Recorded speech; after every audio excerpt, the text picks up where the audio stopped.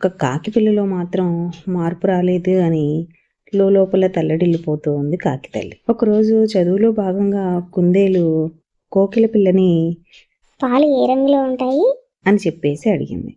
దానికి కోకిల పిల్ల తెల్లగా ఉంటాయి అని చెప్పేసి అంటుంది.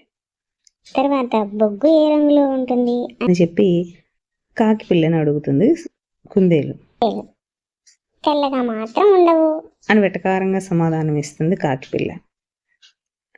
కుందేలు ఈ ప్రశ్నకి నీకు సమాధానం తెలుసని నాకు తెలుసు, జవాబు ఇప్పుడు సూటిగా చెప్పాలి. బొగ్గు నలుపు రంగులో ఉంటుంది అని చెప్పాలి, అర్థమైందా అని హెచ్చరిస్తూ అంటుంది.